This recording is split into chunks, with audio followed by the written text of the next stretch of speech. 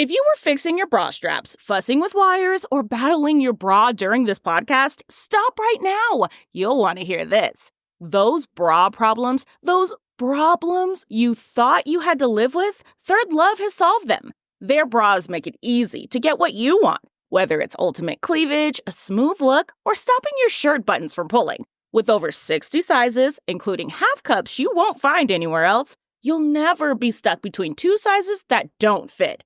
So stop settling for bad bras. Now's the time to treat yourself and get your problem solved. Save $15 on your first order with code podcast15 at thirdlove.com. Sometime in the early 80s, REO Speedwagon's airplane made an unannounced, middle-of-the-night landing. This is my friend Kyle MacLachlan, the star of Twin Peaks. And he's telling me about how he discovered a real-life Twin Peaks in rural North Carolina, not far from where he filmed Blue Velvet. What was on the plane was copious amounts of drugs coming in from South America. Supposedly, Pablo Escobar went looking for other spots, quiet, out-of-the-way places to bring in his cocaine.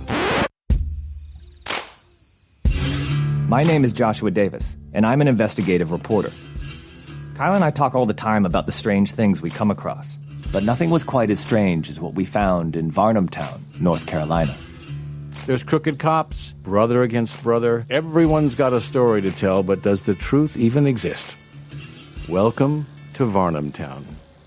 Varnamtown is available wherever you listen to podcasts.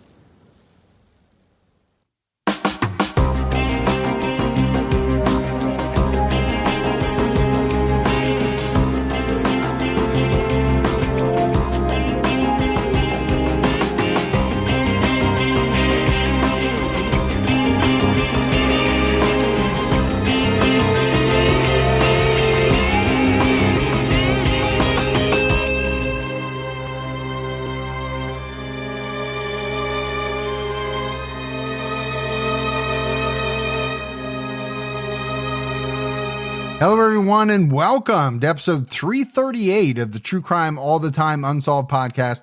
I'm Mike Ferguson, and with me, as always, is my partner in true crime, Mike Gibson. Gibby, how are you? Hey, I'm doing okay, man. How about you? I'm doing well. Yeah. Had a good week.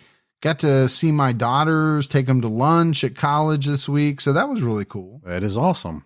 Hey, let's go ahead and give our Patreon shout-outs. We had Marsh. What's up, Marsh? Corey Thompson. Hey, Corey. Jason Workman jumped out to our highest level. Well, thank you, Jason. Lori. What's going on, Lori? Tristan McCarthy. Hey, Tristan. Charles Jewell. Well, I appreciate that, Charles. Jen. There's Jen. Berlin Jones. Hey, Berlin. Emma's Irony. Well, I thank you, Irony. Joseph Miller. What's up, Miller? EJ Holiday. Hey, EJ. Becca Holiday. What's going on, Becca? Darby. Hey, Darby. And last but not least, Emma Kales. Well, thank you so much, Emma. And then if we go back into the vault, this week we selected Sarah Strigo. Well, thanks, Sarah, for hanging in there with us. Yeah, we appreciate the new support, the continued support. Gibbs, right now we have an episode out on TCAT. It's on Blake Leibel. This was aspiring director, son of multimillionaires, who was arrested for murdering his girlfriend, who had just given birth to their daughter. And this was a very, very brutal murder, torture. It was very sickening. Yeah. Yeah. Very graphic. All right, buddy. Are you ready to get into this episode of True Crime All the Time Unsolved? I am ready. We're talking about the Houston Lovers Lane murders. On the night of August 22nd, 1990, a young couple named Cheryl Henry and Andy Atkinson parked at a remote Lovers Lane in Houston, Texas. Andy's abandoned car was found the next day, and their bodies were found soon after. Cheryl and Andy were tied up, and their throats were cut. Cheryl was raped by her killer. Over 30 years later, the killer remains unidentified, despite the DNA being connected to a rape case that occurred the same year as the murders. So, growing up, I used to love Lover Lane kind of areas, the secluded areas. I mean, I had brothers in my house and my mom and dad, so it wasn't like you could go back there to be with your girlfriend. You know, you had to go find a little secluded spot somewhere. Okay. Yeah, I thought that was going in a weird direction there when you brought your brothers into it and all that. I just don't remember to be completely honest with you, there being any type of Lover's Lane areas around where I grew up. I just don't remember that. Yeah, we definitely would find places to park. Yeah, I could say that did occur. I just wouldn't have called them Lover's Lane areas. Yeah. Like I think about, in the Zodiac case or the 40s and the 50s and the 60s and things like that. But no doubt this was a very brutal double murder. Cheryl was raped. I think, what fascinates a lot of people about this case is the fact that there is DNA and that it's been connected to another case. Yeah. So we'll get into all of that. Cheryl Lynn Henry was born on October 24th, 1967 in Florida. Garland Andrew Atkinson, who went by the nickname Andy, was born on September 6th, 1968 in North Carolina. Both Cheryl and Andy were college students who had recently started dating in the summer of 1990. At the time, Cheryl was 22 and Andy was 21. Really not that much older than I was back then. Oh, you mean in the summer of 1990? Yeah. Yeah, not much older than I was either. Cheryl met Andy while she was home for the summer from her classes at Stephen F. Austin State University. Andy had moved to Houston from North Carolina. He graduated from Campbell University and wanted to be closer to his dad's family. Andy was an aspiring model, much like yourself back then and sometimes still today. Sometimes. But he got a job at a local Gold's Gym and moved in with his grandmother in Meyerland. Yeah, I worked at my local gym when I was that young. The Holiday Health Spas. Is that what it was called? That's what they were called. That does not sound like a Gold's Gym. That sounds like some place you go to get pampered. That sounds like where my wife goes on the weekend to get her nails done. That's where I was, man. Selling memberships at the Holiday Health Spa. Cheryl worked at a Houston strip club called Rick's Cabaret, according to the Houston Chronicle. The Chronicle didn't specify her particular role at the club.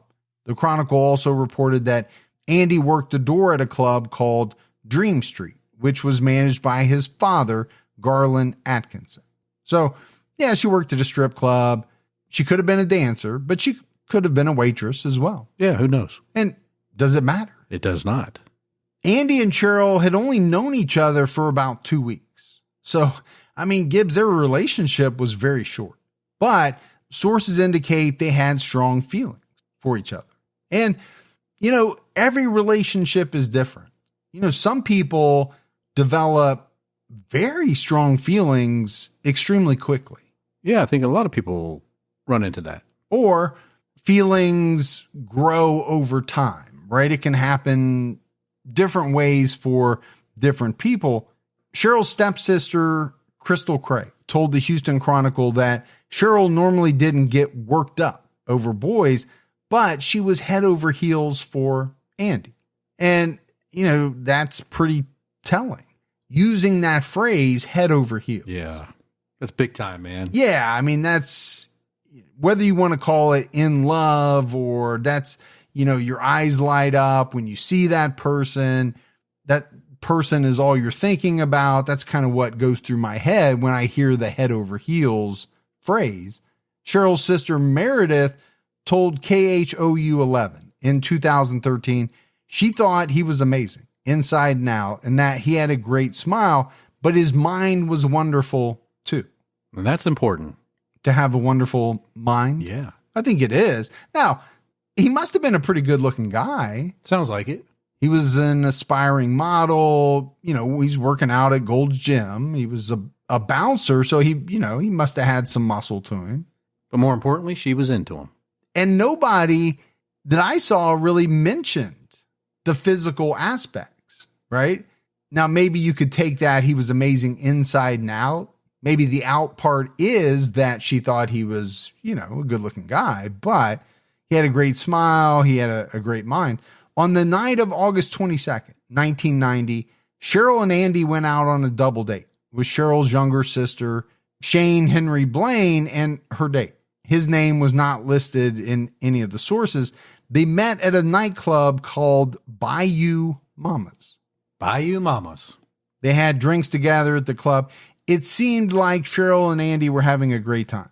Shane told the Houston Chronicle, "I think I said get a room a couple of times that night." It was sort of during that exciting time of a new relationship. Oh, man, we've all been around people like that, right? And we've talked about that time in a relationship in many episodes. I mean, for some people, it can be all consuming. It's new, it's fresh, it's exciting. Yeah.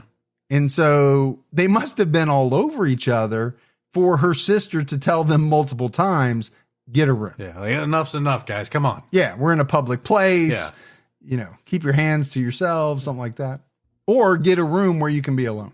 Shane left the club around 11:30 p.m. She told Cheryl she loved her as she left. This was the last time she saw her sister alive. And I'm telling you, man, every time I say that phrase, especially in an unsolved case, it hits me because I can't help but think about that person. In this case, it's a sister who leaves the bar. She's not thinking that something is going to go terribly wrong. Not at all. She tells her sister that she loves her, but I'm sure there wasn't a thought in her mind that she wasn't either going to see her the next day or talk to her the next day. Whether it's a sister, a mom, whoever it is, those last words, they have to haunt you. Do you think you remember like the last conversation and analyze it for years to come? I think forever. Yeah. I really do. I don't think you ever forget about it. My assumption, and that's all I can do is assume because I've never been in that position, would be that you would replay it over and over in your mind. Because who's probably not going to think about their loved one every day for the rest of their life because they still don't know what happened exactly, who's responsible. That's why we're doing it on Unsolved. It's true. Cheryl and Andy left the club and drove to a remote lover's lane in West Houston off Enclave Parkway near Eldridge Parkway. The Houston Chronicle described it as an undeveloped wooded area of western Harris County where young people often went to park and kiss. And I'm sure they might have done a little bit more than that, but they probably didn't want to write that in the paper. Probably not. But kids got to go somewhere. That's what we always did. We found that spot. But I'm sure where you grew up, because it was a little more rural, I think, than where I grew up, there were probably a lot of undeveloped wooded areas which you could sneak off to. There were some gravel driveways or roadways. I mean, I don't want to make you out to be a Lothario or, anything like that, but You know what? I might be a little offended if I knew what that word meant. Yeah, we can talk about it later. It's not bad though. KHOU reported that today Enclave Parkway is a well-developed business corridor. Mid-rise buildings and a parking garage now sit in the spot where the couple parked. Cheryl didn't come home that night, and neither did Andy. Her family was worried about her, so they reported her missing on August 23rd, 1990. Later that day, a Cisco food security guard patrolling the area found Andy's white Honda Civic abandoned in an isolated cul-de-sac in the 1300 block of Enclave Round, which was part of an undeveloped business park. He noticed that the key was still in the ignition, the seats were reclined, and a cassette tape was still in the deck. Cheryl's shoes and purse were found on the floorboard. What was most concerning was the fact that the security guard saw what looked like fresh blood in the car. So a lot of red flags going off. Yeah, I mean, first and foremost, I think fresh blood. If that really is what you're seeing, that's very concerning. The second thing that would go through my mind is who just walks off and leaves their car with the keys in the ignition. I get it. Sometimes you have car trouble and you might have to walk home or walk somewhere, but you would take your keys with you. For sure you would. The guard called the police to report the discovery. The police did a computer check of the license plate and saw that it belonged to a missing person. Cheryl's family was informed that the car had been found. her mother, Barbara, and some other family members rushed to the area, and they actually got there before the police did. It looked like Cheryl and Andy had been relaxing in the car and listening to music when they abandoned it for unknown reasons. Like we said, right? The blood was especially worrying, but so was the fact that Cheryl left her shoes and purse behind. You think it's strange that the family got there before the police? I did think it was a little strange just because you would think by the time they notified the family, they would have already been out there and secured the crime scene. Seems like you would want to do that first and foremost. Yeah. The authorities arrived in patrol cars, helicopters, and on horseback. Cadaver dogs searched the area, along with officers on foot. Just before midnight on August 23rd, a cadaver dog led the police to Cheryl's body, which was found about 200 yards away from Andy's car. And it was reported, Gibbs, that the police had to hold Barbara back when Cheryl was found so that she wouldn't see the violent crime scene. And I completely understand that. You know, if you're the family and you find out that that's your daughter, what would be your first instinct? Oh, I'd want to break all barriers down and get to her as quick as I can. You just want to get over there and maybe hold her or, you know, see her, whatever. But it's a crime scene, and this was a very violent murder. Yeah. I'm thinking of that movie with Sean Penn. Mystic River? Mystic River. When good movie. He knows it's his daughter all of a sudden, and him and his bodyguards are like plowing through whoever they can to get over there. Yeah. And all the police have to grab them. Try to hold them back. Investigators discovered that the killer had arranged Andy's golf balls and golf club, which he stored in his trunk, to create a line leading to Cheryl's body. Okay, what do you make of that? It's kind of disturbing in a weird way. Yeah, I had a couple of thoughts that kind of ran through my head, which was, number one, why move the body and hide it in the woods 200 yards away and then leave a kind of a sign or something, to lead authorities to find it? If you wanted it found, why not just leave it in the car or leave it next to the car? But if you think about it, did the police find the body because of this? I don't think so, because they were looking for a while. This was probably something that you didn't really clue in on until after you find the body and you're like, oh. Yeah. Oh, I see what this is, you know? Right. And it comes together. It was the cadaver dogs, right, that led them to the body. I don't know what they made of the golf club and the golf balls, but I'm sure they didn't look at it and say, oh, this is a sign from the killer. Yeah. So if we go this direction, we'll find the body. So in that vein, does that mean that the killer was maybe taunting police, knowing that they would only figure it out after they found the body in some other way? Or did the killer do that so when they came back later, if they wanted to come back later, they could find the body much easier? They would remember exactly where it was. Yeah, it's kind of one of those mysterious parts of the case. Cheryl was found face down and partially hidden under a pile of old cedar fence slats. She was naked. Her clothing, which had been cut from her body, was found nearby. Her hands were bound behind her back with rope, and she was cut 3 times on her throat. Cheryl had also been raped, and DNA evidence was collected from her body. The golf balls and golf club were not the only unusual evidence found at the scene. Investigators found 4 partially deflated balloons tied to a tree above Cheryl's body and a new $20 bill next to her body. They didn't know if the killer had left these behind, and if so, what did it mean?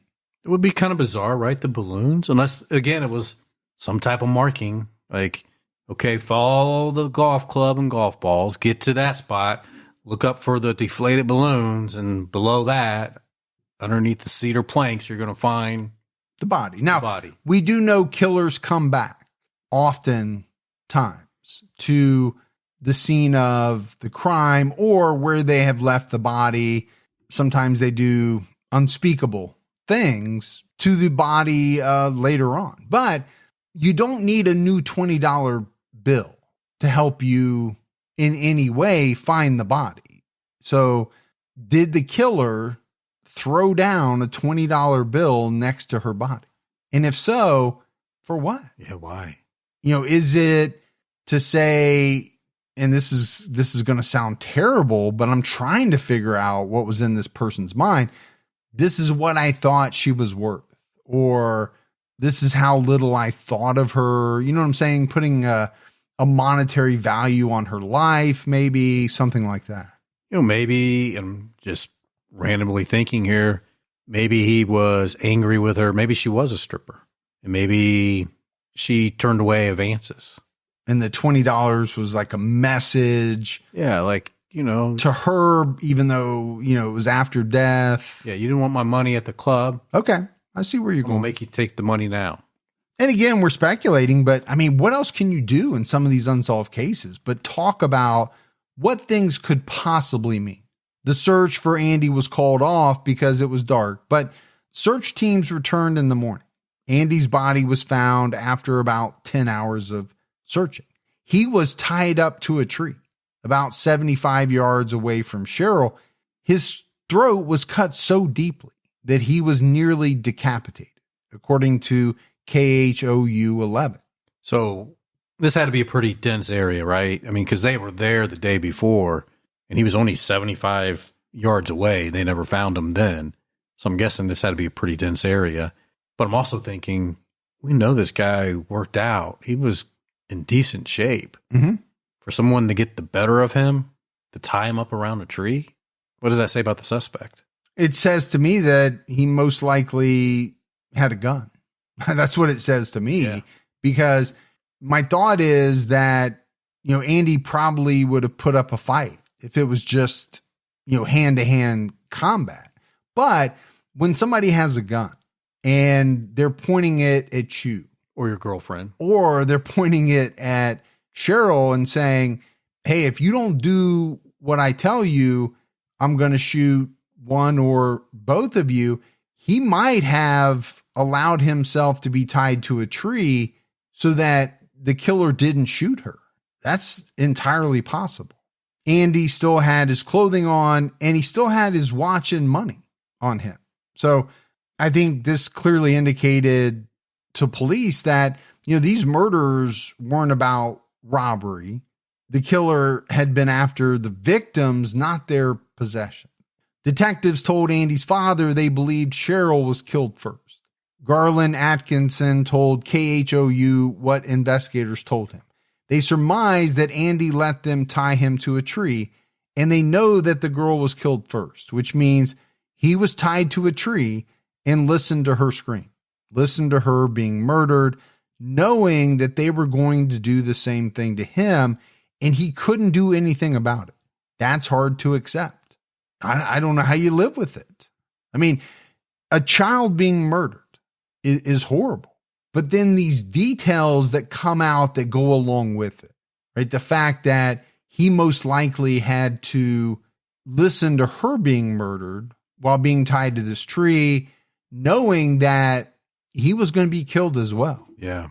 And how horrified was he? Oh, he had to be terrified. And, when parents hear these facts coming out from the investigation, I know you want to know. You kind of need to know, but then you wish you never knew. Yeah, I get that 100%. I don't think you can live with the not knowing, but then you have to learn to live with the knowing, is what I believe. Angie's List is now Angie, the home to skilled neighborhood professionals. Angie is your home for everything home, and they've made it easier than ever to connect with skilled professionals to get all your home projects done well. If you own a home, you know how much work it can take, whether it's everyday maintenance and repairs or making dream projects a reality. It can be hard just to know where to start, but now all you need to do is Angie that and find a skilled local pro who will deliver the quality and expertise you need. Angie has over 20 years of home service experience, and they've combined it with new tools to simplify the whole process. Bring them your project online or with the Angie app. Answer a few questions, and Angie can handle the rest from start to finish, or help you compare quotes from multiple pros and connect instantly. And all of that means you can take care of just about any home project in just a few taps, because when it comes to getting the most out of your home, you can do this when you Angie that. Download the free Angie mobile app today or visit Angie.com. That's ANGI.com. Houston detective Billy Belk, now retired, was one of the original investigators because DNA testing was so new. At the time, Detective Belk had to get permission from the Houston Police Department to have the DNA lab at Baylor College of Medicine process the DNA sample taken from Cheryl's body. This sample was entered into the CODIS National Database. And we are talking about 1990 here. It was like infant stages, right? Yeah. I mean, it was first used in 85? So even by 90, they were not advanced all that much in the way of DNA. In September 1990, a $10,000 reward was offered for information leading to the arrest and indictment of the killer. Andy's father said, as quoted by the Odessa American, "There is no reason for anyone, young or old, to be brutalized the way these two kids were. I won't be satisfied until someone is apprehended." As you can imagine, the city was shocked by the gruesome murders and wondered what kind of person would target the young, happy couple. Investigators tried to follow up on all possible leads, but months and years passed with no answers. And it's extremely sad, but it's very common in these unsolved cases. Yeah. And really, the next big development in the case occurred 11 years later. In 2001, an individual sent a letter to the Houston Police Department promising information in exchange for $100,000. Really? $100,000. I know what happened, Yeah. and I'll tell it to you, but I want $100,000. So we're not talking about a good citizen here, right? This person is not coming forward to help out the investigation out of the goodness of their heart. They're looking to get paid. So what does that mean? Either they're trying to scam Right. money, or they're ultimately involved in the murder in some way. Yeah, or personally know the individual, and this is their way to, if I tell you I need to start a new life, Yes. and this is my start my new life money. The risk reward, Yeah. right? There's really no reason for me to come forward voluntarily, but if you give me $100,000, I'll risk it. This letter wasn't made public until 2004. The sender demanded money and asked the police to respond via the Houston Chronicle's personal column. The writer also warned they would hire a lawyer to protect themselves. The letter was addressed to the HPD Homicide Division. In the spot for the return address, the sender wrote, Cheryl Henry, Andy, Atkinson. The letter reads as follows. HPD, if you want to know who killed C. Henry plus A. Atkinson, it will cost you $100,000. Reply Houston Chronicle, personal column, Monday, 3/12/01 only. A lawyer will be hired to make sure you play straight. And it was signed anonymous. The handwritten note was postmarked March 1st, 2001. The police received it early that month. And I'll be honest with you, I got a little bit of Zodiac vibes from that. Yeah, I did too. Now, this person's not sending, a puzzle to be unscrambled or a code to be deciphered, but the Zodiac did do some things, I think, reply through the personal columns, things like that. But I don't know. Maybe it's just because anytime somebody sends a letter like this to the police or a newspaper, it gives me some Zodiac vibes. But you can say Lover Lane type of killing. Well, that's true too. This letter is it kind of a copycat. Well, that's a great point. Without publicizing it, the police did respond in the Houston Chronicle's classified section. Their ad read, "We do want to know what you know about Henry Atkinson. They also provided a phone number so that the sender or a lawyer could contact them with directions on playing straight. Detective Belk told the Houston Chronicle that over the years, they had received calls about the case, especially around the anniversary or whenever new articles were released, but he thought the timing of the letter was odd. And you would have to say it is pretty odd, right? It was sent over 10 years after the murders, during a period when the case wasn't really getting any publicity at all. The most recent story had been published a couple weeks after the 10-year anniversary on September 30th, 2000. So why all of a sudden does this individual decide to send a letter? It does seem like such strange timing. 10 years have gone by. You would have thought that if this person had information, thought they could get money, they would have tried to get it sooner. But you can understand why the Houston police were interested in the note, right? They were at a dead end in the case, but they chose not to publicize it to see if they got a response to their classified ad. No one ever contacted them regarding the note. And the Houston police believe whoever sent the note does not intend to reach out to them. So just toying with them? Maybe? Well, what else could it be? Either it was a hoax. Yeah. And you were just playing around with the police, or you really did know something. And then after you sent it, the idea didn't seem so great because you couldn't figure out how you were not going to be known, how, the police were going to figure out who it was. Sure. We got to pay somebody. So maybe they just thought about it and said, no, it's just not going to work. So I'm not going to respond. Yeah. But I kind of lean towards the first, the hoax, because why wait 10 years? Well, somebody probably saw an article, right, about the 10-year anniversary and thought, I'll either play with police or maybe I'll just take it and see how far it goes. See what I can do with this. Maybe they'll do a drop of money somewhere and I'll get $100,000. I mean, there is the small chance that maybe this person knew the person that did this, and maybe they died. I thought that as well, as to the reason why they waited the 10 years. Yeah. Maybe they waited until the person died. But then, why not follow up on it? Exactly.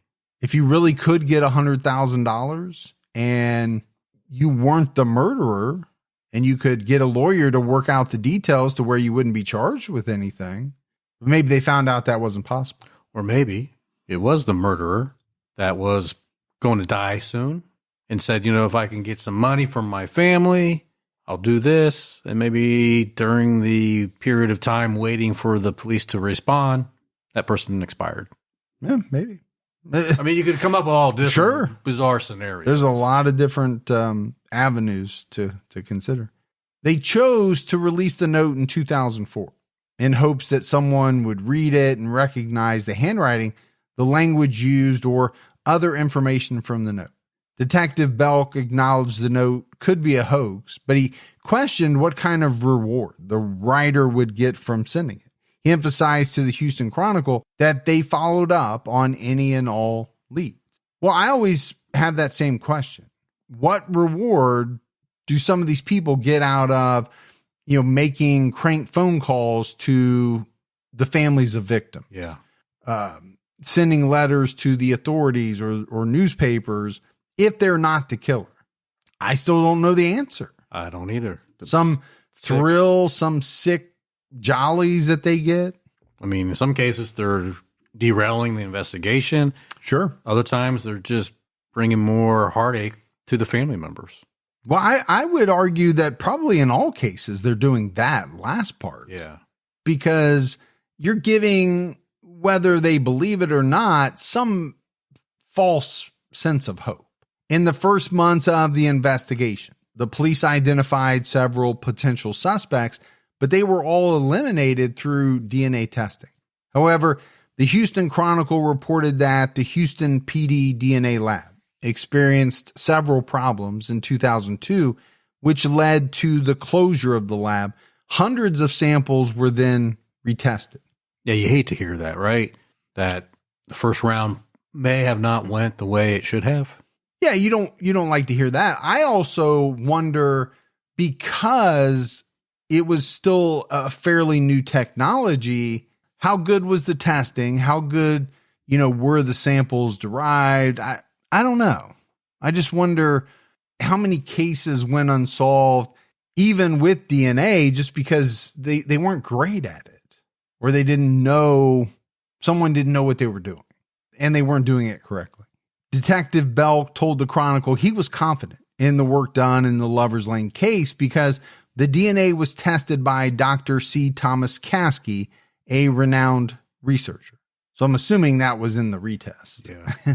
The DNA sample was later sent to the Texas Department of Public Safety for comparison to Angel Resendez, a convicted serial killer, but his DNA wasn't a match either. Resendez was a Mexican-born serial killer who utilized the railroad system to seek farm work in the Midwest and the South. He committed murders across the country.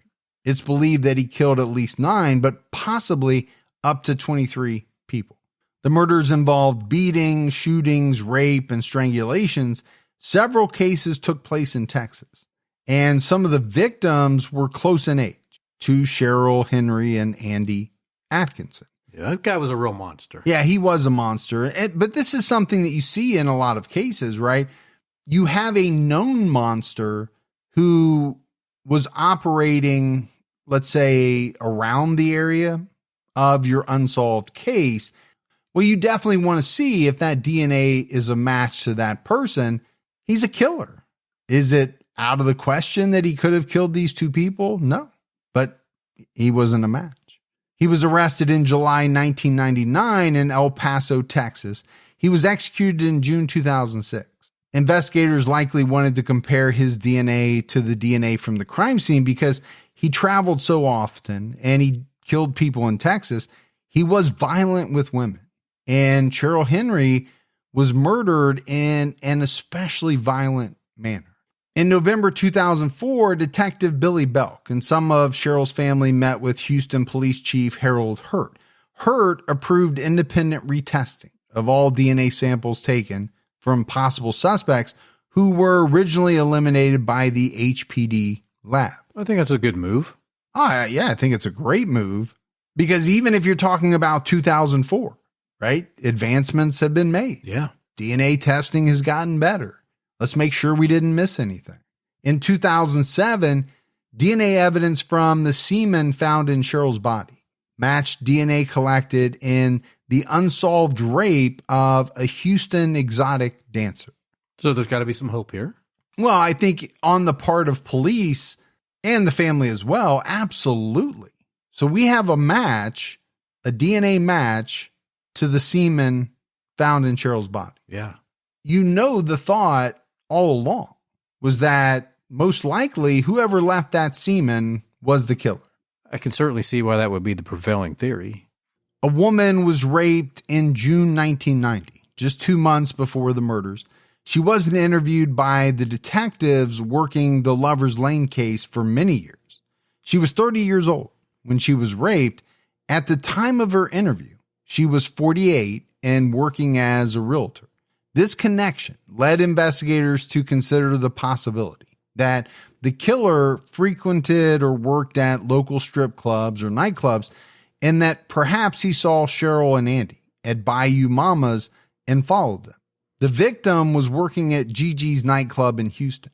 She left work around 2 a.m. on June 20th, 1990, and went to her boyfriend's house in Northwest Houston. Her boyfriend, a pilot, was traveling at that time. She ate dinner alone in the living room. When she walked upstairs towards the bedroom, a man came out from the bedroom door, holding a long-barreled handgun in his hand. He asked her where Randy, her boyfriend, was. He claimed that Randy owed him money. The man then attacked her. He stole $250 from her purse, bound her hands with duct tape, duct taped her eyes and mouth, threw her on the bed, and put a bag or pillowcase over her head. He cocked and uncocked the gun repeatedly to taunt her as he raped her. So a real son of a bitch. Yeah, he's already committing an unspeakable act. But then, taunting this victim on top of it by, acting or playing around with the gun as though he's going to shoot her. Detective Michael Miller told the Houston Chronicle he became very vulgar with her while he was raping her, and he told her she wasn't very observant, that he had a military uniform, which was probably him trying to throw her off the fact that he might have had a security guard uniform. And I had to chew on that one for a little bit. Why would this man point out that he was wearing a military uniform? If he was really in the military, that would be idiotic. Yeah, but I think maybe the detective was on to something here, that he probably realized she seen the uniform in detail or was worried about it and thought, okay, I need to feed her some information here. And if I can get her to believe it's a military uniform, maybe she'll stick with that. Maybe he was worried it was going to be too easy for the police to find him if he worked for a local security guard company versus working with the government in the military. Yeah, I see a couple different scenarios there, but I don't know. At first, it was really strange. He then told her to lie on the floor and not move, saying he might be in the house for 5 minutes or an hour. He disconnected her phone and put the receiver under the mattress before he left. Although he was wearing a stocking over his head, she was able to provide a detailed description of the rapist. She described him as a white male, late 20s to mid 30s, 6 feet tall, 180 pounds, black hair with an olive complexion. He possibly had a mustache. He was wearing black gloves, a dark shirt, and dark pants, which was possibly a uniform. He had a very forceful military type stance. So the first thing that kind of jumped out at me was black gloves, a dark shirt, and dark pants. That does not scream out military uniform to me. No, me neither. Now, could it be a security guard uniform? Possibly, but it doesn't sound like, it just sounds like a person who's wearing dark clothing. Trying not to be detective. Trying not to be, yeah. Doesn't want anybody to see him in the night. Sure. So then maybe we go back and hey, I'm wearing a military uniform was just to put police on the trail of looking into people solely who were in the military. I don't know. DNA was collected in her case, but it wasn't tested for 17 years. Yeah, that's a long time. It is a long time. And you and I have talked in many episodes about the backlog that exists, even today, how expensive it is to test and kind of what order they go in. But you hate to hear it. Just, for the mere fact that if we could get to the point where, everything's being tested quicker, obviously would help solve more cases. Yeah, there's no doubt about that. The DNA connection to the Lover's Lane case was not discovered until the Harris County Sheriff's Office sent a backlog of unsolved rape kits to be processed at the medical examiner's office. The medical examiner developed DNA profiles and submitted them to CODIS. In October 2007, CODIS registered a match with the rape kit from June 1990. The victim was located in Galveston County and re-interviewed. Interestingly, she revealed that she had worked for Andy Atkinson's father at one point. That's pretty interesting. Yeah, it's such a strange connection. The police wondered if perhaps the killer worked for Garland Atkinson and that was how he knew Andy and Cheryl, or if it was all just a coincidence. And, my thought is, could it be a coincidence? Sure. Coincidences happen, but I don't know. It seems too much in this case to be a coincidence. We didn't talk about it, but I also wondered how this person knew her boyfriend's name. If you remember, he asked her where he was, said that he owed him money. Now, could he have seen it on a phone bill? I mean, there are a number of ways. Possibility. But it does also make you think that maybe he knew more about her. It wasn't just a stranger-like encounter. The victim helped the Houston Police Department create a sketch of what her attacker looked like in 1990 and an age-progressed sketch in 2008. The composite sketch of the suspect was released to the public on May 16, 2008. I think it'd be really hard to give a description of something that happened back then, but it also could have been ingrained in her mind. So. I think it would be. I think if you went through that, such a terrible ordeal, that picture of the person who did that to you, I think it would be seared into your memory.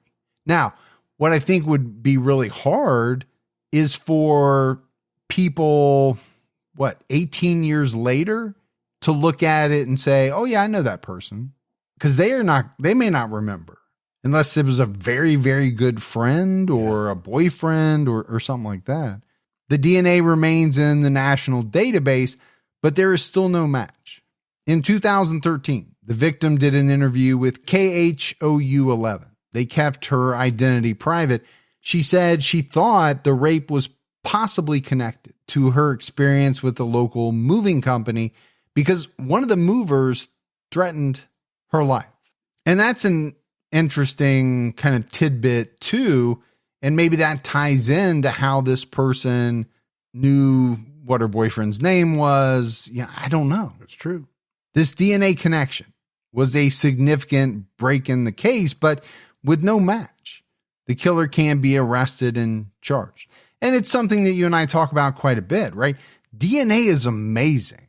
The technology is unbelievable. Oh, what it's done over the last few years? Sure. It's getting better every day. It seems like, but the mere fact alone that you have DNA that you believe belongs to the killer doesn't always solve a case, right? If you can't match it in a database or this person's DNA profile is just nowhere to be found, you're not going to get a hit. So unless you get a viable suspect and can match, their DNA that way, the DNA doesn't mean a whole lot right now. Now that could change, right? As technology changes or new information comes in. Yeah. Detective Billy Belk, now retired, told KHOU 11 about his theory on what happened to Cheryl and Andy in 2013. He said, sometimes I think they were targeted. Cheryl was tied up more than Andy was, even though he was tied to a tree. She put up a fight. Sometimes I wonder if there are 2 or 3 suspects. And that could go back to your earlier question. This was a guy who was in pretty good shape, right? Andy. And could one person have carried this out? Absolutely. If they had a gun, that could have been the case. But you could also see where it could have been 2 or 3 people. Now, the issue there is they only have DNA from one person. But I think that alone doesn't eliminate the fact of there being more people involved. Yeah, there definitely could be more. He also added that DNA from at least 25 people had been compared to the crime scene DNA, but all the potential suspects had been ruled out. So it's kind of what we talked about, right? They're not getting matches in any of the databases, but they have compared the DNA against at least 25 people at this point back in 2013. So these were persons of interest, potential suspects, whatever they were, and they just didn't match. That's a lot of leads, though. KHOU 11 reported on an FBI profile that stated that the suspect may have known one or both victims, that he was close to their age, and that he had above average intelligence, but was a low achiever. He may have been interviewed by the police at one time. The profile also noted that the covering of Cheryl's body indicated a prior personal relationship, and the suspect may not have intentionally killed Andy. And, the covering of the body, it's something we didn't touch on. No. We did mention that she was covered, but we didn't talk about the significance of it. And it crops up in many cases, and normally that is the first thing that police kind of go to. Why would a person cover the body? Well, it sometimes means that they had a prior relationship or they knew this person. In this case, or maybe he was just trying to hide the body. I mean, with cedar planks and things like that. But that alone, wouldn't that have been enough? Also, then why the golf clubs? Why the balloons? Right. Why the $20 bill? The $20 bill. But again, covering the body doesn't always mean that you cared for that person or you had a prior relationship, but sometimes it does. I mean, the problem with that profile for me is the word may have. Well, but that's all they can do. Yeah. Right? A profile is a best estimation. Yeah. Of what they, believe this killer is like. They can't be certain. But they're not that good. I just don't know if I'm walking away knowing anything more than I didn't already think. Well, I don't know that I often look at or read an FBI profile and think, oh, I would have never thought that. Because very often it's kind of, I don't want to say self-evident, but it's things that just make total sense. The part that I wasn't completely sure that I understood is the suspect may not have intentionally killed Andy. What does that mean? That really Cheryl was the target all along? And he was just in the way. Yeah, I mean, you almost like collateral damage, or I hate to use that phrase, or do they mean that they meant to tie him up, but only so that they could do what they wanted to do to Cheryl, and that's why he wasn't tied as tightly? They thought maybe he would get loose and live, but then they sliced his neck so deeply that he was nearly decapitated. Yeah. So how was that accidental? I just didn't understand that part. I'm thinking they were just trying to say he was at the wrong place at the wrong time. And not the target. Yes. If that's what they're saying, okay, maybe I get that. In 2017, KHOU 11 reported that investigators were seeking to use familial DNA to identify the killer, but as far as the public knows, they have still not gotten a match. And this is probably their best option at this point. Now, this was 6 years ago that they reported this. It is this familial DNA, genetic genealogy type stuff that has really exploded over the last 2 or 3 years. When you're unable to get a match of the DNA itself in any of the databases, well, then you go the route of trying to identify family members. Yeah. The family tree. Can you get a match that way? And then whittle it down to the person who actually matches that DNA. And again, we don't know how much work they've done on that. A lot of times it comes down to resources, money, time. It all plays a factor. It all does. It really does. I mean, in a vacuum, if you could work on everything, right? Send every untested sample to be tested, the police would be able to solve a lot of cases. Oh, for sure. Maybe one of these people that won the $1.8 billion lotteries can donate some money to all these labs and get some of these kits tested. Yeah, and a lot of people have donated money, and it really is a good thing. Currently, the Houston Police Department Cold Case Squad is in charge of the Lover's Lane case. The Cold Case Squad was established in 2004 and works on hundreds of unsolved cases. If you have any information about the murders of Cheryl Henry and Andy Atkinson, you can contact the Houston Police Department at 713-308-3618 or Crime Stoppers at 713-222-TIPS. It's been 33 years since Cheryl and Andy were murdered. They were both young. And as we often talk about when we discuss victims, they had all the potential in the world and they had their lives ahead of them. We have no idea what they would have gone on to do. What we do know is that they spent their final moments in fear and pain at the hands of an unknown killer, possibly more than one killer. According to investigators, Andy was forced to see or hear the rape and murder of his girlfriend before he was killed. How difficult would that have to be?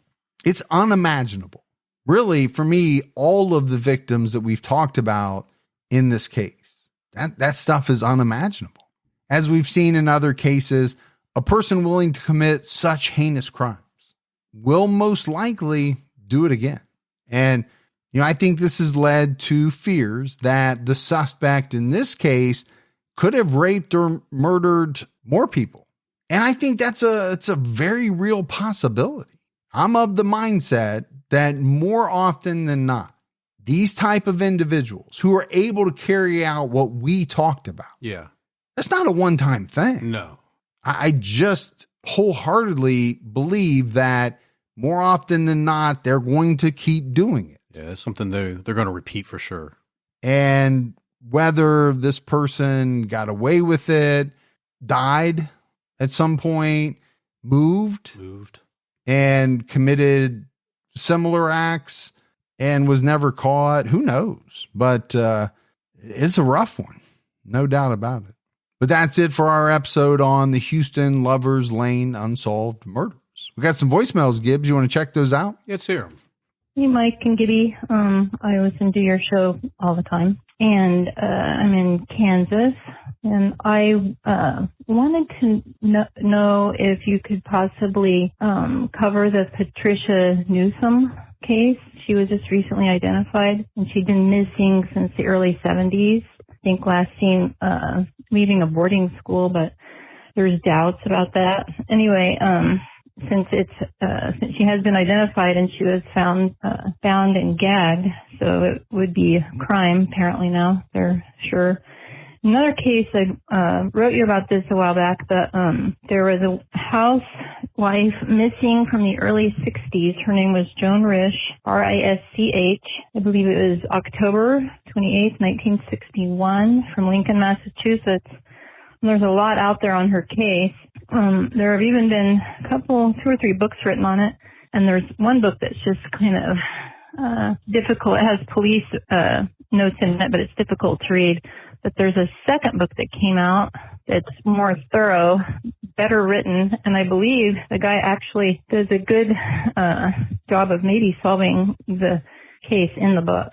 But anyway, I just wondered if you guys would ever consider especially covering the latest Patricia Newsom and then Joan Risch. Thanks. Bye.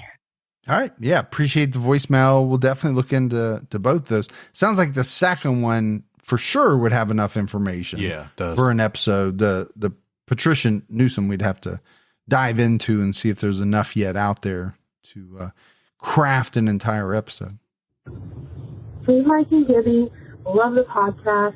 I was just finishing up True Crime All the Time Unsolved, and I was listening to the episode about Brian Kletcha, and I didn't even realize that this case happened in the town where I lived, and I actually lived 2 minutes away from where Brian Kletcha lived when he disappeared. I just drove by the house because I was doing an Uber Eats delivery, and I just can't even believe that something like that happened, and I didn't even hear about it on the news when it did happen. But anyway, like I said, love your podcast. Love you guys. Team Gibby 4L. All right. Love the voicemail. Thank you so much. We hear that all the time. Team Gibby? No, we do hear Team Gibby a lot. No, what I hear is people saying, this crime occurred where I live and it's a small town, or it occurred very close to me and I never heard about it. And for whatever reason, maybe people don't watch the news a lot, or at that point in time, they weren't watching the news. Just busy in their own lives. In their own lives. But it's strange to people. And I get it. When you drive by a house or a store where some horrific murder happened, and you're like, okay, this is like 3 miles from my house. Yeah. That's a strange feeling. It really is. Or I didn't know it, but I drive by this place every day. So, but we appreciate the voicemail. That's it, buddy, for another episode of True Crime All the Time Unsolved. So for Mike and Gibby, stay safe and keep your own time ticking.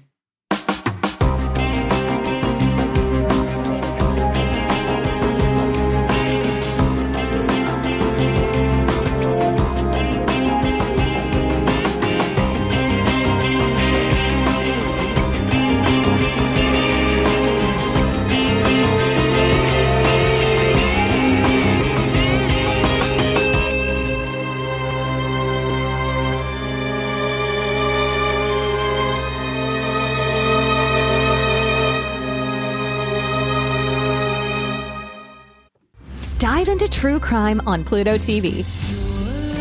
Unravel the mysteries with Forensic Files and 48 Hours. Investigate crimes with Dateline 24/7 and Unsolved Mysteries.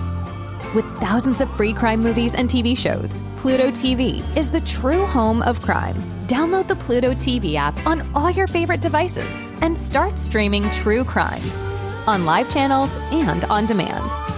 Pluto TV. Stream now, pay never.